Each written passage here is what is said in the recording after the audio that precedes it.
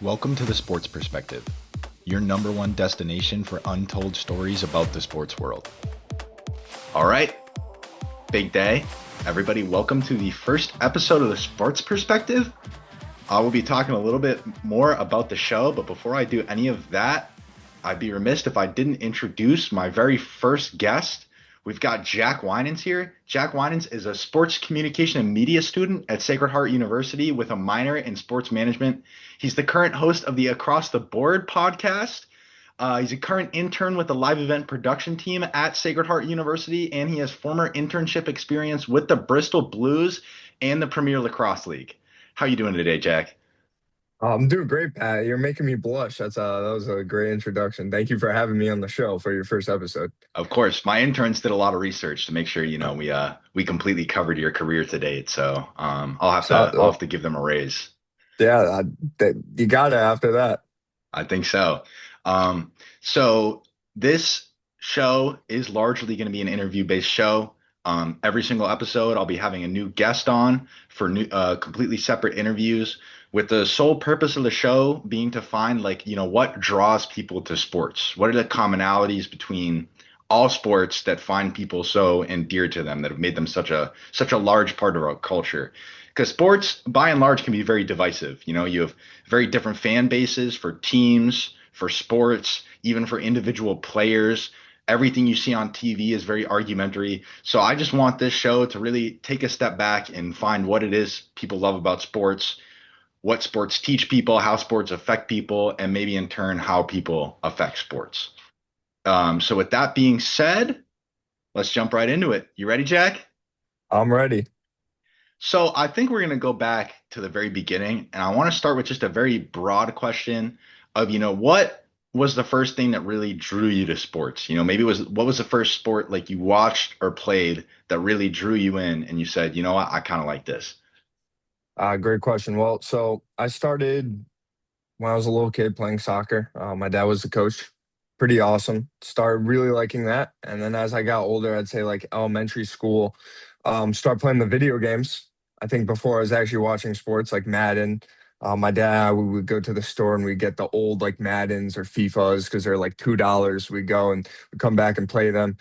And I just kind of you know, start fall in love with sports, and I'd start to know the players as I was building my teams or playing against my dad 10 times a day because you start to memorize the players. And then I started watching, and I really fell in love with football and NBA. Those were like my top sports to watch. I love, watching the Olympics and Winter Olympics when I was a kid. And then when I got into high school, start falling in love with other sports, WWE, if you consider that a sport, and UFC, which is probably my favorite sport now. I'm super focused on. So I think it really just started with playing sports, and then the rest is history. I want to touch on all of that because that's like a Yeah, great, very deep description. But I think we can go back to the very start of that and talk about soccer. You were the goalie for your high school soccer team, correct? yeah, you got that. Right. So I was interested about that, your experience with playing soccer through high school, and then maybe also your decision to not continue playing in college. Because I know that's a hard line of thought for a lot of athletes, the day when they eventually have to stop playing their sport. So Yeah. I'm interested how you felt both while you were in the moment and then afterwards, once that was over. I mean, I love soccer. I love playing it. And then when I got into high school, it was a completely different thing. Sadly, my love started to go away from it. Especially goalkeeper. I did like playing the field more. I just wasn't, I'll admit it, I wasn't great on the field. And goalkeeper, I was solid at. So I stuck with that. And it was really just I just didn't love it. It was stressful as a keeper, very, very stressful. Even if it wasn't your fault, always felt like your fault. I mean, the packed out games were super stressful. My senior year, there's just I remember two night games where they were just packed, and it was fun, but I would say it was only fun until the game ended because both of those games went well for me. If they didn't go well, I was thinking about it for the rest of the week, and sometimes I still think about some of the games now. And I wasn't amazing keeper. Maybe I could have gone D3, but I just didn't really want to play at a competitive level anymore. I do intramurals with some of our frat guys now, but there wasn't I didn't see the point of taking it seriously again on the college level. And I wanted to go to Sacred Heart. I wasn't making D1 at Sacred Heart. So, and I heard the club is like, the club soccer is like a D2, D3 level. And I just was ready to call it quits, if you get what I'm saying. I actually you touched upon it briefly, but I wanted to ask you about your intramural soccer career, Yeah. playing for a team here at Sacred Heart University. How did it Yeah. feel, putting like the cleats and the shin pads back on, getting back in net? Was that like a weird experience, or was it just all fun for you? It was fun. I mean, funny story. I actually didn't bring my cleats or shin pads. So I'd just show up. And I was only playing keeper, so I just stay in goal. But I would just show up. Didn't even have gloves. Like the guys would give me their winter gloves. I had nothing, but it was just all fun, and that's why I like it wasn't serious. Again, that was the problem with like high school. It got very serious, and it was like everything mattered. Obviously, not everything matters, but in the moment, it feels like it. And I just it was more just casual. But it was good to like be back and play with a group of guys. Maybe I'll pick up like a rec league when I'm older. That's awesome. And playing sports is definitely one of the biggest fears of the sports world. But the other one in my eyes is definitely being a fan. I feel like in Yeah. certain tenses, probably later in life, that definitely even eclipses playing sports to a certain extent. So I want to talk to you about your fandom because you're a very passionate fan for a lot of organizations, a lot of sports. And I think I'll start with the Toronto Raptors because this is one of the Yep. most interesting ones to me. Very, very interesting story. You, in large part, are a Boston sports fan. Yep. Growing up in the New England area, I feel like that's very common. Were both of your parents Boston area fans? Oh yeah, they were. My dad wasn't really into that many sports. He liked the Chicago Bulls because of Michael Jordan. But my mom was all Boston. She went to be Boston College, so she really fell in love with a lot of those teams. Excellent college over there, and I mean, an Yeah. excellent group of teams to be a fan of, if you ask me. But so then that brings me to Jack Winans and the Toronto Raptors. So, to be a guy growing up in Connecticut and deciding that you wanted to be a Toronto Raptors fan, where did that come from? And how do you deal with, being a Toronto Raptors fan in Connecticut where, there probably aren't many others? I imagine there's not a lot of Toronto discourse in the area. No, no, there's not. You'd be surprised. There's actually a couple of people, but it really started. Like I said, my mom's a big Boston fan, but she doesn't care about basketball. My dad, he didn't really care about basketball when I was a kid anymore. He liked it back in the 80s and 90s. But when I was a kid, he kind of the love kind of fell away. And then I had like no team. They didn't care about the Celtics. I was getting brought to Bruins and Red Sox games when I was a kid and Patriot games. My mom and dad loved the Patriots. More my mom. Surprisingly, my dad loved playing sports. He wasn't a big super fan of anything. So what really happened is I got into the NBA 2K games and I had no team. I tried liking OKC because my dad met Kevin Durant, and surprisingly, my dad loved his time with Kevin Durant and said he was a great guy. So I tried liking OKC, didn't really fall in love with them. I started playing the 2K games. I just liked the Raptors because I thought they're cool and I'd play as them. And I got drafted to them in my career. And this is like 2K15. And then I played 2K16. I got drafted to them again. And it's all random. Like you don't even pick. And then I started using them in like my league and my GM. And I just fell in love with the team. And I just started following the NBA. I was like, I'll follow the Raptors because they're the team I've been playing with. And that's how I kind of fell in love with them. So I really had no correlation to basketball. And I just, it's weird, but it just eventually it's almost like they chose me. I just started liking them. So with it being such a spur of the moment decision, how do you feel about that today? Are you as confident in your Raptors fanhood in 2026 as you are all those years ago when you first picked them up in NBA 2K? I mean, I got to win us a championship. That's great. I don't think, and this isn't being negative, I just don't think I'm going to win this one again. But I got to win us a championship. I think that's pretty cool. And that, again, the Patriots have been great. Red Sox have been great. Bruins have been great. It's kind of nice. It sounds weird, but it's kind of nice to have that team that isn't so great. So I still like, yeah, I like how it's different. But it's a pain because, my friends, including you, are all Celtics fans and gets a little annoying. But we actually have a brother. Max Cummins is a Raptors fan, so I don't know how he became one, but it's nice to talk with him in the fraternity since he can relate. That's very interesting because I was actually going to ask you how you deal with, say, maybe Celtics fans or Knicks fans that hear you're from the Connecticut area and are also a Raptors fan. Because Like being a sports fan, I think especially an NBA or an NFL fan, can often be a little bit hostile. 100%. Those Knick fans are brutal. Oh, I think you absolutely. know from I think you know from experience. It's crazy because they haven't done anything in years, like decades. Um, so usually when the Knick fans they try to bother me, it doesn't matter because they what how many championships do they have? I Two, believe three? too. And they were all like in the early 70s. Like, do those even count at this point? So they're not relevant. At least we have a more relevant championship. And so I don't really listen to them. And then Celtics fans, it's just, it's just bickering, constant bickering. We'll talk about whose finals run in the last 10 years was tougher, but all that jazz. But it's more just fun picking on each other. Nothing crazy.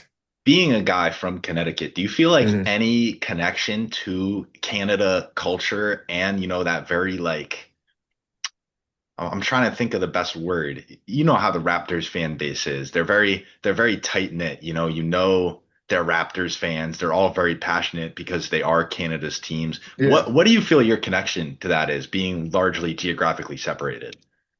Another great question. I don't know. It's a little weird. I always forget that. I always forget that they're in Toronto in a different country because, like you said, I'm in Connecticut. Um, I don't really know, to be honest. It's just, again, like I said, the team kind of found me. I didn't even think about them being in Canada, but that's something people always say. They're like, how do you like a team, that's not even, in the States? They're like, there's like 29 other teams. I was like, I didn't, again, just fell in love with this team playing 2K. Like, I didn't really think about it. But I mean, obviously, I follow the Raptors online, so I'm able to kind of connect with the fans on there. But obviously, I won't experience what they've experienced because I'm not in Canada. I'm hoping in the future, I'm planning on in the future to definitely go to a game in Toronto. And then hopefully, I can have a better answer for your question once when I get that in-person experience. I feel like that's a great way to end that little segment. And I do want to pivot. There are Like, two other areas I yeah, want to talk about. I think the first one we'll go to is your fandom of the WWE. heck yeah. I feel like the WWE as a sport is very divisive. You'll hear a lot of different things from different sports fans about the WWE, but I think the area I just want to start in is, how did you become a fan of the WWE? Because I feel like it is a very different thing to get into outside of the big four sports or even more standard combat sports. Yeah. So surprisingly, I started liking the WWE when I got middle school. So when I was a teenager, not when I was a kid. I know a lot of people fall in love with it when they're young, but I started later, and that was again because of the 2K games, the Royal Rumble. I don't know if your fans know the Royal Rumble, but it's just this big event. It's got a unique stipulation of 30 guys coming out onto the ring. Like, I don't even know what the time is between each wrestler anymore. And you get eliminated by getting chucked over or thrown over the top rope. And I love I love that. My friends and I would play it. And I only knew the Royal Rumble, and we played the Royal Rumble, and it was awesome. And then I started watching them on YouTube, and then I wanted to get the game for myself. So I bought the game and then I started playing all the matches, like the ladder matches, the like 3v3. I started making my own characters. I was like making my friends and, making my own WWE universe. And it was awesome. And then I started watching it. And my mom would watch it with me because she used to watch back in the day with like Hulk Hogan, Ultimate Warrior, all them. And she loved it. But as she got older, she couldn't keep up with it. So I started watching with her and really just fell in love with it. And that was, I think, like 2018. And I've just been following it. I'm not as with it as I used to be, but I still keep up when I can. That's amazing. I think, funnily enough, the Royal Rumble was the event that got me into WWE too. I just Really? think it's like a great entry point because you don't really need to know anybody going into the Royal Rumble, which I feel like is very different from like a lot of other WWE events because all the stories kind of take a backseat in place of just like, like the heat of the moment action. Um, but the main question I wanted to ask you about the WWE is, while some consider it a sport, you have those sports fans that, will do nothing but put it down, call it fake, call it scripted, this and that. Mhm. So how do you, as a WWE fan, respond to people saying stuff like that? And if there was one thing you could tell them live on this podcast right now to maybe, change some minds or change some perspectives, what would you have to say in defense of professional wrestling as a sport? Yeah, so that's a very interesting topic they just brought up. I'm honestly torn. Like, I want to say it's a sport, but it's also like obviously it's scripted. It's how can like they're not really being competitive in a way. But yeah, if you watch WWE, they're all athletes. Like it's insane what they do. They keep themselves in great condition. They have great stamina. They're basically acrobats. They're putting up these crazy performances that only athletes can do. So yes, they're athletes, but is it considered a sport since it's scripted? I think I am leaning towards the sport because of how talented they are. And I just say to the people that maybe say it's scripted and haven't watched it to go watch and see these guys. They're in great shape. The performances they put on, it's honestly incredible. And you really learn this respect. And obviously they have other things like they also acting, they have their lines that they need to say. But you notice a lot of them too aren't good at the acting part because they're so good in the ring because they're so athletic and they really entertain the audiences in the arena and at home through their performance. So I would just tell those people to really give it a chance, watch it, and you don't have to like it, but just appreciate how talented some of these wrestlers are. That's a great take. I think I definitely sit in like a similar viewpoint on the WWE. I think my own thought on it too is when you have like, sports like figure skating or even like Yeah. like break dancing was in the Olympics last year where it's like a routine that you put up against other people's to determine whose is the best. I think WWE falls into like a very similar realm as that, where I don't think WWE could ever be in the Olympics like a figure Yeah. skating or even a break dancing, which is not in the Olympics anymore. But I think because of, how athletic of an endeavor it is, if you do consider figure skating a sport or other things like figure skating, which figure skating most certainly is, I could definitely see WWE falling into a realm like that. It's just a little more off the beaten path. No, I agree. That's a great way to put it. I think it's very similar to that, but again, the only thing it's missing is that actual like competitiveness of someone actually winning. Because you can be amazing WWE superstar, but they might not have you win because someone else needs a title or whatever. Absolutely. I So do think that's the part where it changes. The judging of success for like a WWE wrestler is definitely way more abstract than like, the finite judging system that they have for like a figure skating or a yeah, gymnastics. But there are certain ways to look at it. And, not necessarily objectively decide who's better than who, but there are ways to look at it and say, hey, this person's really got this or they really got that. But currently the WWE is owned by TKO. Another mm, TKO venture, I think I'd venture to guess that it's probably your favorite sport, the UFC. of Um, course, of course, so another combat sport, much like the WWE, with much more real punches, might I yeah. say. How do you find yourself involved in UFC fandom? This is another one that I feel like for big four sports fans, which most modern sports fans are, it's a little more off the beaten path. And I'd say right now, it's definitely getting a lot more popular, a lot more mainstream. But you've been a fan of the UFC for a while, and they haven't always been this popular. No, they haven't. I mean, I started senior year of high school, so 2022. Obviously, I casually watched before that, but that's when I really started to get into it. And they were pretty big. And when I got into college, I was like, oh yeah, I love UFC. And a lot of the guys I met, they loved it too. They didn't know a lot, but they loved like they knew what fight was going on in the weekend. They might not know like the earlier on fights, but they know like the co-main, the main event.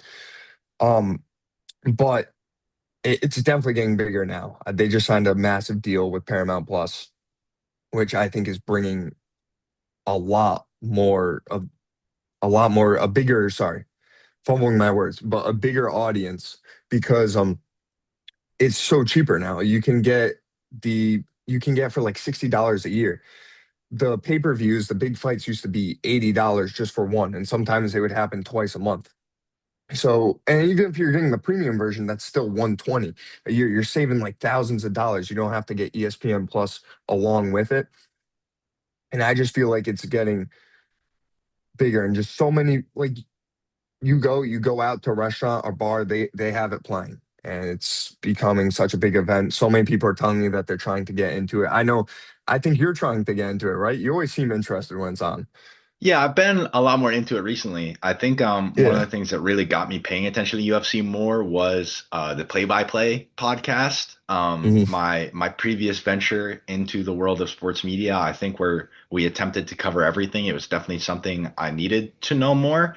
And everything I've seen from the UFC, I've really enjoyed. So it's been a fun adventure for me. Oh, that's good. And see, people enjoying. There's some people similar to you that like they just like it. They don't really need to keep up with it. But if guys are like, hey, come over, hang out, we're watching the fights, they'll be there. So it's such an interesting and different sport. I'm excited to see where it goes. Definitely. It has, in large part, taken the world by storm very recently, almost to the point where I feel like it's replaced boxing in the eyes of the people as like the go-to combat sport with the way boxing has been treated very recently. But I want to take a step back from that because what's interesting about, you especially in terms of this show, is aside from just being a fan, you're also currently looking into sports as a career. So I know I mentioned it Mhm. earlier. You're a sports media major here at Sacred Heart. So I'm curious, I want to ask, did you always know you wanted to be a sports media major? And did that play into you choosing Sacred Heart? Or did you choosing Sacred Heart play into becoming a sports media major? Oh, I mean, you're cooking with these questions. I didn't always know. I didn't really know until my senior year of high school. I was just looking at different majors. I originally really liked acting, and I thought maybe I wanted to be an actor. And I was looking into the programs, and I just didn't really find any. Excuse me. I didn't really find any that I loved. So I was looking through, and I started reading into sports communications and media, and I was like, oh, helping tell the story of sports, I might really enjoy that. So I led towards that. And then I saw Sacred Heart was a great sports communication media college. And I wasn't originally gonna tour, and a couple of my friends toured, and they're like, "We think you would love it." I toured, went through the materia, our building, and talked with a couple students there, and they absolutely loved it. And I just walked around campus. It felt like home, and I fell in love with it. So I feel like sports media led me to my choice of Sacred Heart. But Sacred Heart also led to my choice of sports media because I didn't read too many amazing things, nothing bad. But like when you look up top sports communication schools, you get like Ithaca, you get Syracuse. I didn't really see Sacred Heart in that like top 20. Well, after talking with the students, they all loved their experience as seniors or juniors, whatever year they were. And so it like both helped me pick it. Excuse me. But yeah, that's basically it. They kind of both, not to choose both sides, but it did both of the instances you shared help me choose my future and where I am today. That's very interesting.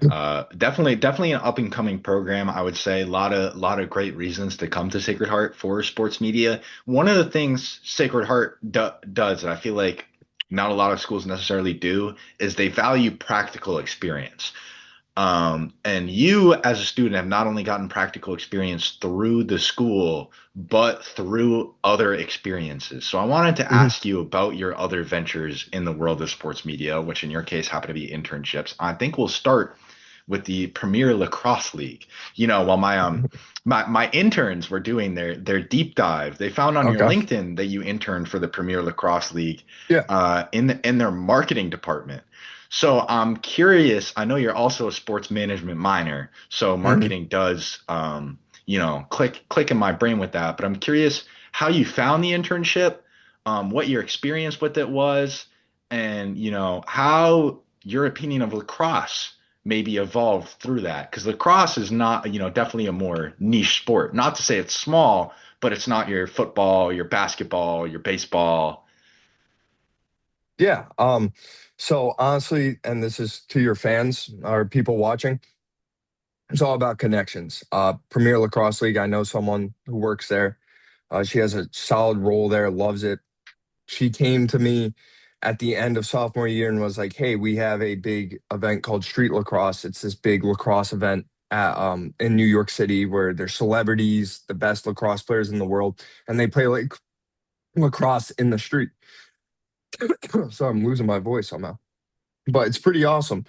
And she needed people to help, and so I went and helped, and it was an amazing experience. Met a few famous people. Jeffrey Dean Morgan, the guy who plays what's his name? Negan The in The Walking Dead. commissioner. No, no, sorry, I mixed it Oh, up. I'm thinking of the No, wrong guy. Or yeah, no, that is. maybe I said that. What did I say? Hold on, I'm doing some. You said Jeffrey Dean Morgan. I believe Oh yeah, that's no, no, that's not The Walking Negan, Dead.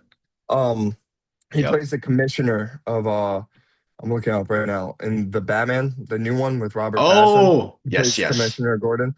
Um, let me see. I Um, think I had that name right.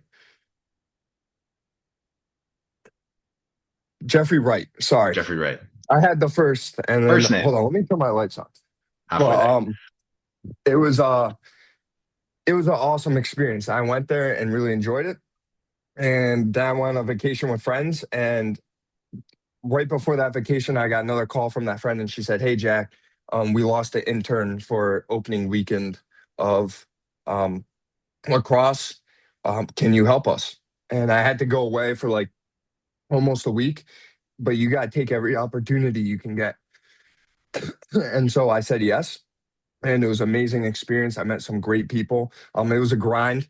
It was we would wake up early and we'd work till like 11 at night, but it was awesome. And I was not a lacrosse fan, not a lacrosse fan at all.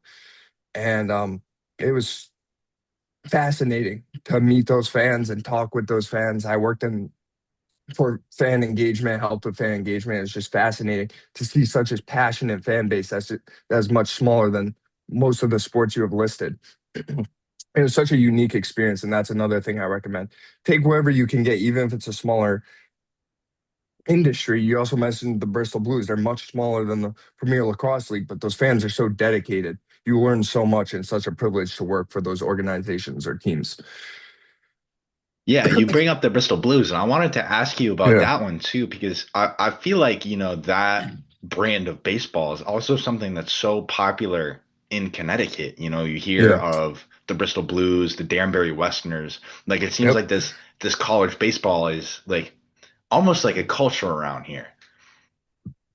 Yeah. It's certainly getting bigger. I honestly didn't know that much about similar to the POL. I guess you just get jobs where with teams or organizations you don't know too much about. Because I didn't really know about collegiate baseball league. I knew about the Cape Cod League, but I didn't know about the NECBL, which the Blues played in, and it was awesome. Like Danbury, Bristol, those fans, they're so excited and honored to have a team in their town or city, and they're so dedicated. And some of those games would get packed. You'd be surprised. They'd get packed. Like we had a firework night and everyone in Bristol was just there. And there's people coming from like towns over just to see some of these players play because some of them are the top college baseball players. And it's just awesome to really learn more about these leagues and see the impact that they have, not just on the sports world, but fans themselves. That's super like insightful. It's a great thing to bring up with how, these fans are super dedicated to these much smaller fan bases. And I guess my question revolving around that is, already being a baseball fan, but not knowing much about that brand of baseball or even looking Yeah. at the PLL, did these jobs happen to like, bolster your interest or appreciation of these two sports? Oh, 100%.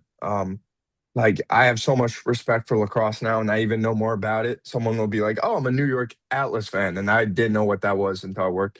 Saw the New York professional team, and 100%. I got a lot of respect for collegiate baseball too now. They know how much work these college players put in over the summer. Some of them don't even have much of a summer because they're so focused on these leagues.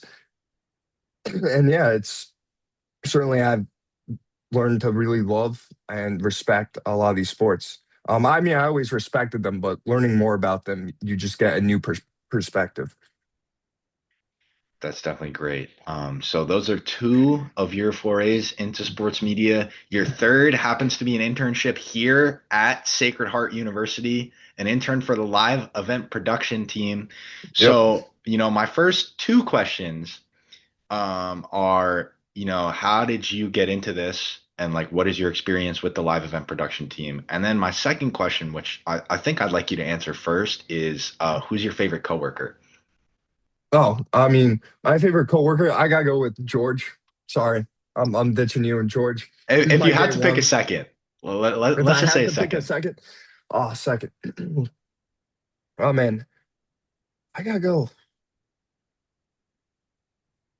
This is tough. You know what? I'll throw in Owen. Okay, Owen's okay, great. maybe a third, A maybe a third, third. like a top three. I've been friends with Shannon since like freshman year, so I think I gotta throw in Shannon. Okay, so She's amazing. if we were doing like a top four, maybe even like a top five, could you expand your list a little bit for me? Well, I'll tell you my least favorite. Actually, it's this guy named Patrick Simpson. I mean, I don't Oh, know if I really, should say this really? online, but it's this guy named Patrick Simpson. I mean, he just doesn't do work, and yeah, it's just he really brings down the chemistry in the trailer or the production room. Yeah, he sounds like a real loser. I guess we'll cut that segment off there. I don't really need to hear anything more. I think that was enough. So we'll circle back to the first question of, what is your experience with the live event production team, and how did you get into it? And why did you decide to continue doing it? Because it is a semesterly based job. Yeah, so I started with a class where you had to work the broadcast for the broadcasting team for I think my class I think was 12 games. And then you had a final production that you put on where the entire class just works on one game. This is no grad students, no interns, not our professor. Like this is the class they got put on themselves. Obviously, there's like two grad students in case it goes wrong. Um, but started there and I was like, hey, I only have like management experience. And our professor offered an internship. I was like, I want more for my resume. I want to learn more about the broadcasting side. So I told him I was interested, signed up. I've been doing it for 2 semesters and there's still so much to learn. And I mean, yeah, Pat, you know from experience too. I mean, you've been killing it. Already doing a lot of stuff and just your first semester interning. But it's such a experience. It's such a unique experience. It also helps you kind of figure out what side of sports you want to go to. I don't know if I should say this online, but I'm kind of leaning towards the management side now. I do like the broadcasting. I just liked a lot more of what I did with the Blues and the Premier Lacrosse League than I have for Sacred Heart. But it's just great. Even if you're not paid, it's just great to know, like, hey, do I see myself the next 20 years doing this or however long? Because if you don't try it and then you somehow get a broadcasting job with no experience and you absolutely hate it, you don't know where it's going to end up. So it's just great to get that experience and just keep trying things because maybe once when you get good at it, you'll keep wanting to do it. That is a very big train of thought, and was one of the bigger questions I wanted to ask you was, Yeah. going into your last semester of senior year, Mhm. the biggest thing on everybody's mind around this point in time is, school coming to an end, finding jobs. So I wanted to ask you how you feel about your collegiate career coming to an end, whether you think it's prepared you for the job market, and if there's something you want to do coming out of school. Yeah. I mean, college is just great for the experiences you get.